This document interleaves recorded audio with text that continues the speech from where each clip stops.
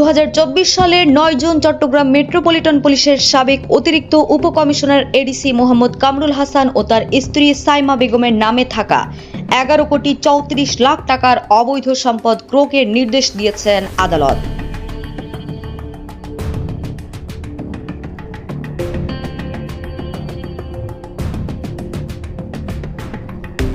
অনুসন্ধান করে দুদক কামরুল হাসান ও তার স্ত্রীর নামে 11 কোটি 34 লাখ টাকার স্থাবর অস্থাবর অবৈধ সম্পদের তথ্য পেয়েছে।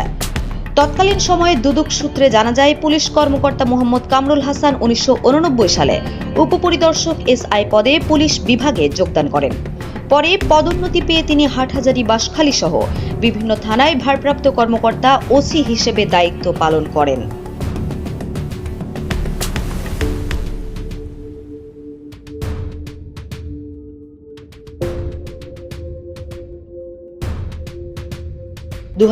সালে নগর পুলিশের অতিরিক্ত উপকমিশনার প্রসিকিউশন হিসাবে দায়িত্ব পালনকালে তাকে বদলি করা হয়।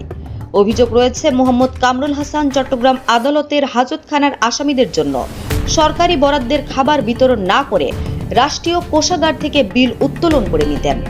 তৎকালীন দুদকের সহপরিচালক ইমরান হোসেন জানান, কামরুল হাসানের নামে নগরের পাহাড়তলিতে বাড়ি ও খুলশী ডিআইজি অফিসের পাশে 2570 বর্গফুটের কোটি টাকার মূল্যের একটি ফ্ল্যাট রয়েছে। এছাড়া অন্যান্য আবাসিক এলাকায় প্লট আছে। ঢাকার সাভারে সাভার সিটি সেন্টার ও সাভার সিটি টাওয়ার নামে দুটি মার্কেটে মালিকানা রয়েছে কামরুল হাসানের।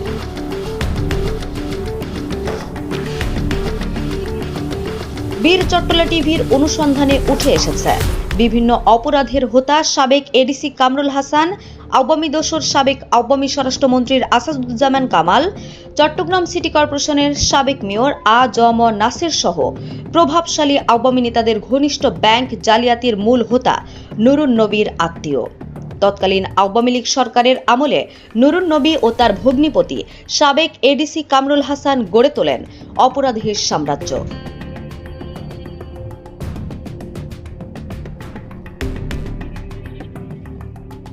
তবে আওয়ামী লীগ সরকারের পতন হলে অপরাধী নুরুন নবী ও তার ভগ্নিপতি চট্টগ্রাম মেট্রোপলিটন পুলিশের সাবেক অতিরিক্ত উপকমিশনার এডিসি মোহাম্মদ কামরুল হাসানের অপরাধের সাম্রাজ্যের পতন ঘটে।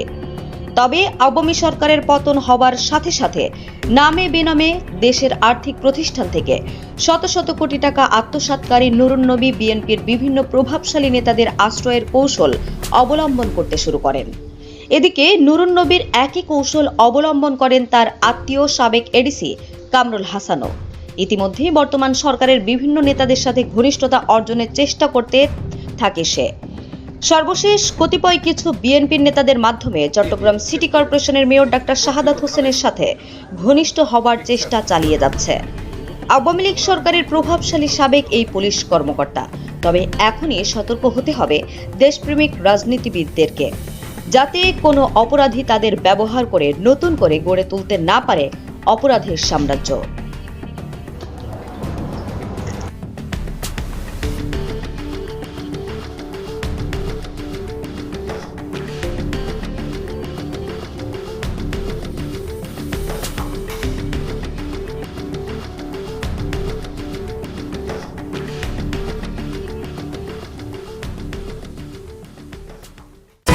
HM Expert B500 CWR স্বাধীনতার সুবর্ণ জয়ন্তীতে নতুন বাংলাদেশ গড়ার প্রত্যয়।